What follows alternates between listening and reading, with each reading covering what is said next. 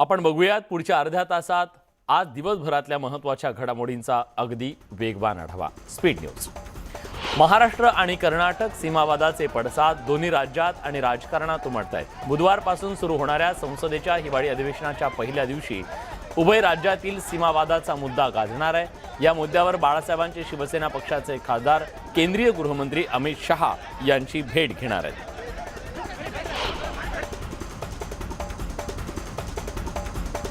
सीमावादावर कर्नाटकच्या मुख्यमंत्र्यांकडे नाराजी व्यक्त केली असून कायदा हातात घेणाऱ्यांवर तात्काळ कारवाई करण्याची मागणी केली असल्याचं फडणवीसांनी सांगितलंय। तसंच हा विषय केंद्रीय गृहमंत्री अमित शहा यांच्या कानावर घालणार असल्याचं सांगताना शरद पवार यांना बेळगावात जाण्याची गरज पडणार नाही अशी प्रतिक्रिया फडणवीसांनी दिली आहे।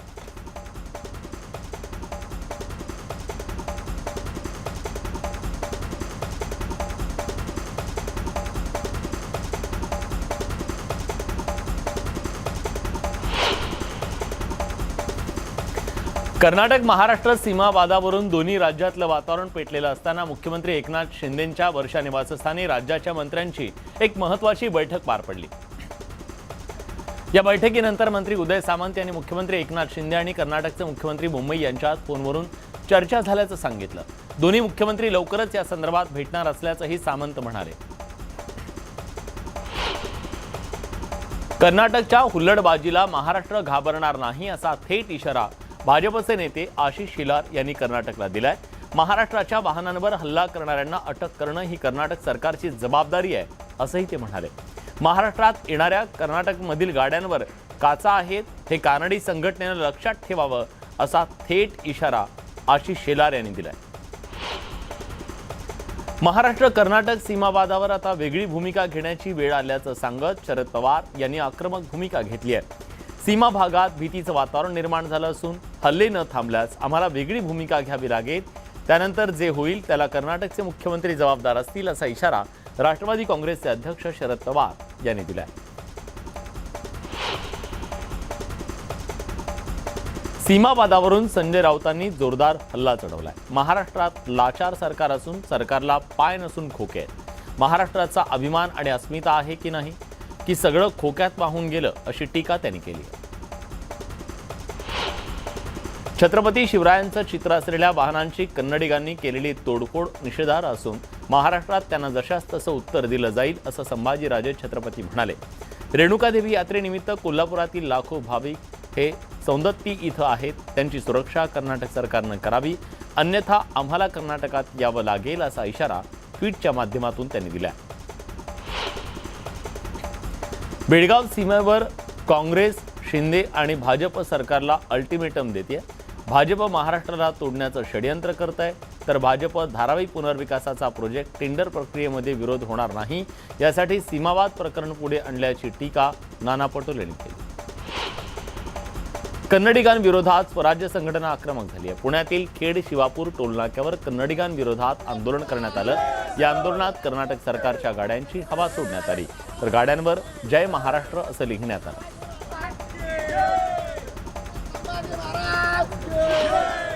कन्नडिगांच्या मुजोरी विरोधात उद्धव ठाकरेंचा पक्ष आक्रमक झालाय। उद्धव ठाकरेंच्या पक्षाचे शिवसैनिक बेळगावच्या दिशेने रवाना झालेत। कर्नाटक सीमेवर त्यांना रोखण्यात आलं। कोगनोळी टोलनाक्यावर ठाकरेंच्या पक्षाचे जिल्हा प्रमुख संजय पवार आणि विजय देवणे यांना महाराष्ट्र पोलिसांनी रोखलं। पुण्यातील स्वारगेट बस डेपोत उभ्या असलेल्या कर्नाटक पासिंगच्या गाड्यांच्या नंबर प्लेटवर काळं फासण्यात आलं। हातात भगवे झेंडे घेऊन आलेल्या ठाकरे गटाच्या कार्यकर्त्यांनी जय भवानी जय शिवाजीच्या घोषणा दिल्या। तसंच कर्नाटकच्या बसेसवर जय महाराष्ट्र असं लिहून रंगरंगोटी केली। महाराष्ट्र एकीकरण समितीच्या कार्यकर्त्यांना पोलिसांनी ताब्यात घेतलंय। जिल्हाधिकाऱ्यांना शांततेनं निवेदन देण्यासाठी गेले असताना त्यांच्यावर कारवाई करण्यात आली।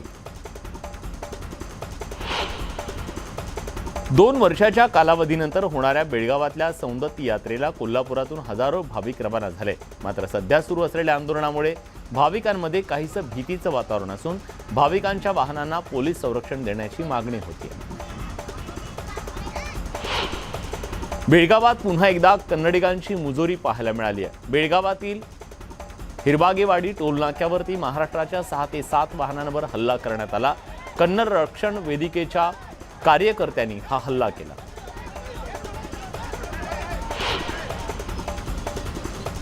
जी कोणी पहिली व्यक्ती भारताचं आराध्य दैवत छत्रपती शिवरायांचा अपमान करणाऱ्या व्यक्तींना योग्य त्या पद्धतीने धडा शिकवेल त्या पहिल्या व्यक्तीला मोफत गुवाहाटी ट्रिप आणि कामाख्या देवी दर्शनाची ऑफर देण्यात आली आहे।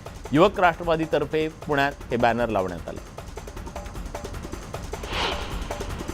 राजभवनात चक्क एक मॉडेलनं फोटोशूट केल्याची घटना समोर आली आहे। छोट्या पडद्यावरची अभिनेत्री मायरा मिश्रा हिनं राजभवनात हे फोटोशूट केलं। मायरा मिश्रानं आपल्या इंस्टाग्राम अकाउंटवर फोटो टाकत या फोटोचं स्थळ टाकलं। अशा प्रकारे राजभवनात फोटोशूट करत मायरा मिश्रा या मॉडेलनं राज्यपाल पदाचा अवमान केला। मुंबईत सध्या धुकं सदृश्य वातावरण तयार झालंय। हवेची गुणवत्ता खालावल्यामुळे सातत्यानं मुंबईमध्ये बदललेलं वातावरण पाहायला मिळतंय। कंपन्यांकडून सातत्यानं होणारं प्रदूषण, आगीच्या दुर्घटनांमुळे निघणारा धूर यामुळे ही परिस्थिती निर्माण झाल्याचं कळतंय। अलिबागच्या मांडवा ते भाऊचा धक्का मार्गावर रोरो बोटीनं मांडवा जेट्टीला धडक दिल्याची घटना घडली आहे। सुदैवानं यात कोणतीही जीवितहानी झाली नसली तरी जेट्टीचं अंशतः नुकसान झाल्याची माहिती मिळते आहे। इंजिन बंद पडल्यानंतर नियंत्रण सुटल्यानं ही धडक झाल्याचं सांगण्यात येतं। राज्यमंत्री व्ही मुरलीधरन यांच्या हस्ते वसईतल्या पोस्ट ऑफिस पासपोर्ट सेवा केंद्राचं उद्घाटन करण्यात आलं। या कार्यालयामुळे वसई विरारकरांना मोठा दिलासा मिळणार आहे। पनवेल रिक्षा विद्यार्थी वाहक संस्थेनं लाक्षणिक उपोषण करत आपल्या मागण्या मांडल्या।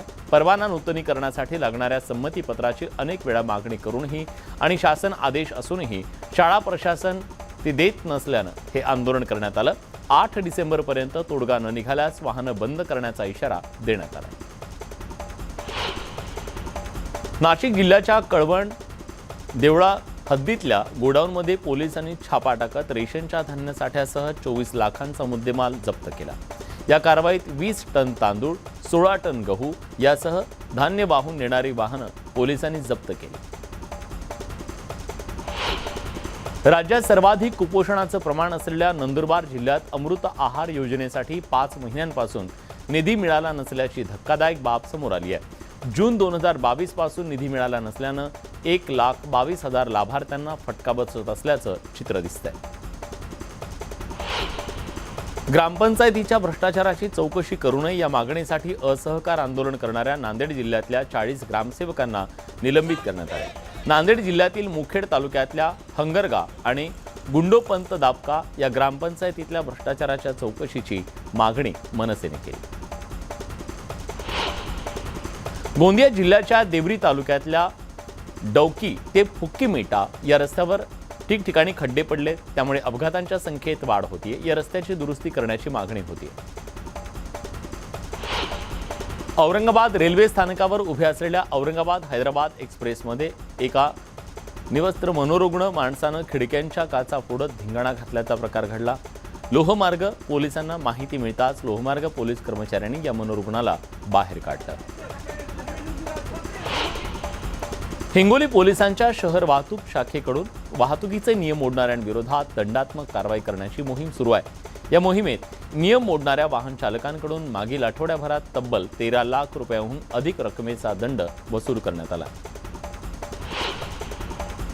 भाजप महिला मोर्चाच्या प्रदेशाध्यक्ष चित्रा वाघ यांच्या उपस्थितीत जळगावमध्ये महिला मेळाव्याचं आयोजन करण्यात आलं।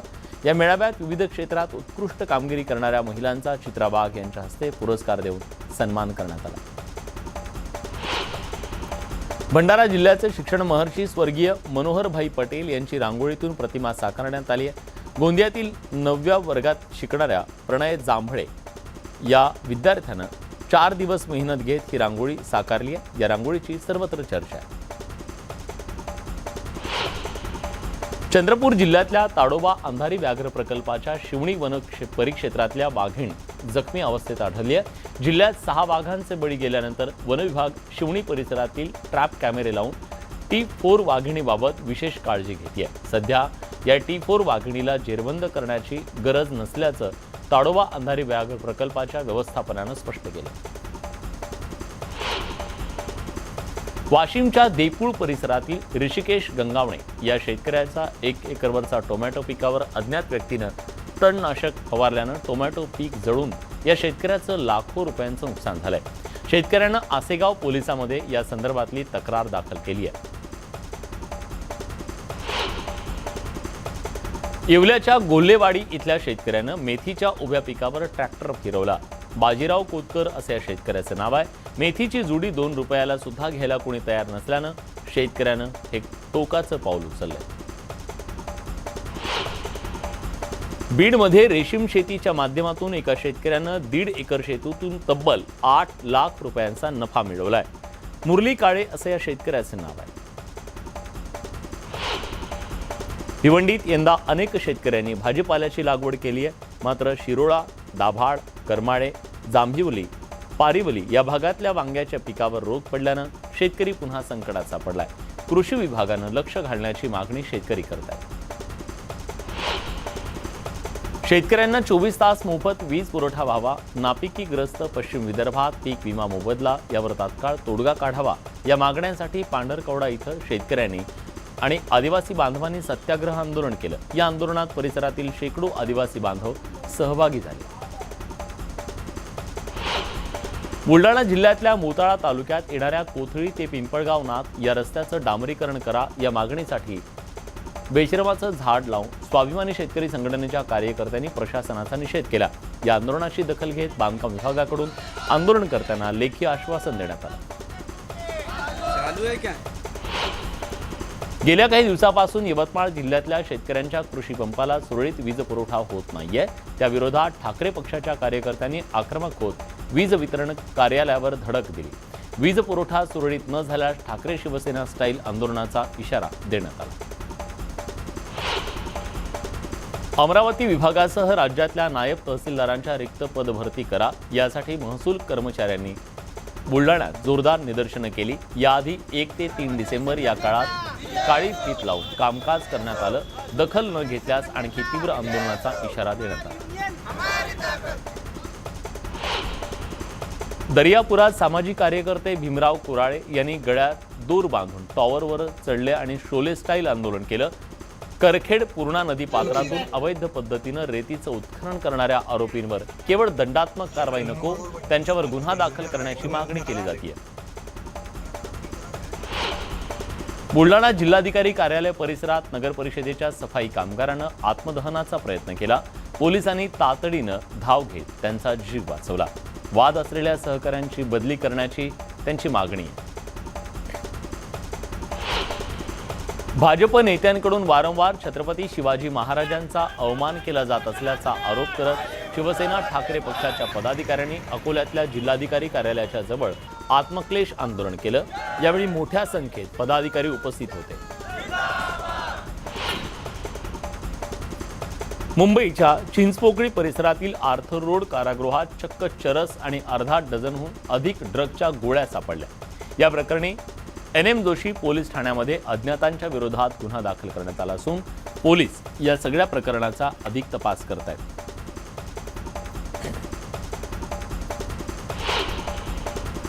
मोबाईल घेण्याच्या क्षुल्लक कारणावरून पिंपरी चिंचवडमध्ये हवेत गोळीबार झाला. हवेत 5 ते 6 राऊंड फायर केल्याचा प्राथमिक अंदाज आहे. कायद्याचा धाक राहिलाय की नाही हा प्रश्न या निमित्तानं पुन्हा निर्माण झाला. लव्ह ट्रँगलमधून तरुणावर जीवघेणा हल्ला झाल्याची घटना नागपूरच्या अजनी परिसरात घडली आहे. सीसीटीव्हीत हा चाकू हल्ला कैद झालाय. यात पीडित तरुण गंभीर जखमी झालाय तर आरोपीवर हत्येच्या प्रयत्नाचा गुन्हा दाखल करण्यात आलाय. अंबरनाथमध्ये भर दिवसा एका ज्वेलर्समध्ये दरोडेखोरांनी दरोडा टाकण्याचा प्रयत्न केला. या घटनेचा सीसीटीव्ही आता समोर आलाय. या घटनेमुळे या परिसरात एकच खळबळ उडाली आहे. पोलिसांकडून चोरट्यांचा शोध घेतला जातो. बंगळुरूमध्ये तब्बल 7 जणांनी मिळून एका तरुणाची हत्या केल्याची धक्कादायक घटना घडली आहे. ही सर्व घटना सीसीटीव्हीत कैद झाली आहे. संबंधित व्यक्तीसोबत काही बाचाबाची झाल्यानंतर 7ही जणांनी तरुणाला भर रस्त्यात मारहाण करत ओढलं आणि त्याच्यावर चक्क दगडानं वार केल्याचं समोर आलं.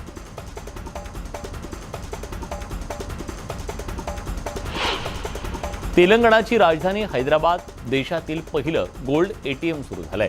या ATM मधून डेबिट आणि क्रेडिट कार्डच्या मदतीनं सोन्याची नाणी काढता येणार आहेत.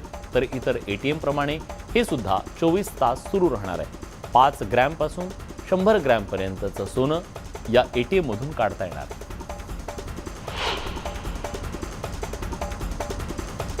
अलवारच्या सारिस्का जंगल सफारीमध्ये पर्यटकांना वाघानं केलेली शिकार लाईव्ह पाहायला मिळाली. एरवी टीव्हीवर दिसणारी शिकार प्रत्यक्षात पाहायला मिळाल्यानं पर्यटकांमध्ये वेगळा आनंद आहे आणि काहीशी भीती सुद्धा होती. कडक लॉकडाऊन आणि झिरो कोविड धोरणाच्या विरोधात चीनमध्ये जोरदार निदर्शनं झाली. त्यामुळे आता चीन सरकार अखेर या निदर्शनांच्या पुढे झुकलंय आणि काही शहरांमध्ये लॉकडाऊन शिथिल करायला सुरुवात केली. इटलीच्या स्ट्रोम्बोलीमध्ये एका ज्वालामुखीचा भीषण स्फोट झालाय. ज्वालामुखीचा हा स्फोट सीसीटीव्हीत कैद झालाय. स्फोटानंतर समुद्रात त्सुनामी उसळल्याची माहिती मिळतेय. सुरक्षेच्या कारणास्तव इथल्या सर्व शाळा बंद करण्यात आल्या. कोलंबियामध्ये जोरदार पावसानंतर पुन्हा एकदा भूस्खलनाची घटना घडली आहे. यात 34 जणांचा मृत्यू झालाय तर अनेक जण ढिगाऱ्याखाली दबल्याची माहिती मिळतेय. बचाव पथकानं आतापर्यंत 20 जणांना सुरक्षितरित्या बाहेर काढलंय. BCCI कडून भारताचा सध्याचा प्रशिक्षक राहुल द्रविड याला T20 संघाच्या प्रशिक्षक पदावरून हटवण्याचा निर्णय घेतला जाऊ शकतो. बोर्डाच्या एका सूत्राने दिलेल्या माहितीनुसार टीम इंडियाच्या T20 संघासाठी नवीन कोचिंग सेटअप जानेवारीपर्यंत जाहीर केला जाऊ शकतो. महिलांची IPL स्पर्धा नवोदित क्रिकेटपटूंच्या आंतरराष्ट्रीय आणि देशांतर्गत क्रिकेटमधील अंतर दूर करण्यास महत्त्वाची ठरेल असं मत भारतीय संघाची कर्णधार हरमनप्रीत कौरनं व्यक्त केलं. या चित्रपटात छत्रपती शिवाजी महाराज यांची भूमिका साकारणार आहे अक्षय कुमार. नुकताच अक्षयनं एक व्हिडिओ सोशल मीडियावर शेअर केला. यात झुंबरमध्ये बल्ब लावण्यात आल्यानं अक्षय कुमारला ट्रोल करण्यात येतं.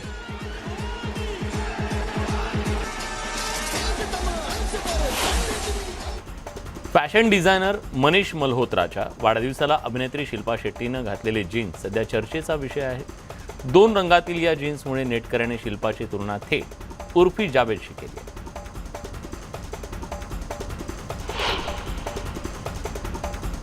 बॉलिवूड स्टार सारा अली खान आपल्या फिटनेसमुळे नेहमी चर्चेत असते. नुकतंच साराचा वर्कआउट करतानाचा व्हिडिओ समोर आला. या व्हिडिओत साराचा फिटनेस फंडा दिसून येतोय. बॉलिवूडची मस्तानी दीपिका पदुकोण फिफा विश्वचषक स्पर्धेच्या फायनल दरम्यान ट्रॉफीचं अनावरण करणार आहे. हा मान मिळवणारी दीपिका पदुकोण ही भारताची पहिली अभिनेत्री ठरेल. चित्रपट निर्माते संजय लीला भन्साळी यांनी त्यांच्या पहिल्या मूळ संगीत अल्बम सुकूनची घोषणा केली आहे. हा अल्बम सर्व आघाडीच्या स्ट्रीमिंग ॲप्सवर 7 डिसेंबर रोजी रिलीज होणार आहे. प्रिन्स हॅरी आणि मेघन मार्कल यांच्या प्रमुख भूमिका असलेल्या माहितीपटाचा पहिला ट्रेलर सोमवारी प्रदर्शित झाला.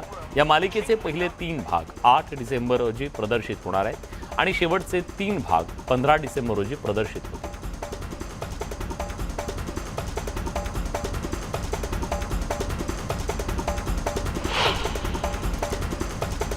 तर या होत्या आज दिवसभरातल्या सर्व महत्त्वाच्या घडामोडी आणि त्यांचा वेगवान आढावा. बुलेटिनमध्ये आपण इथेच थांबतोय. ताज्या घडामोडींसाठी बघत रहा न्यूज 18 लोकमत.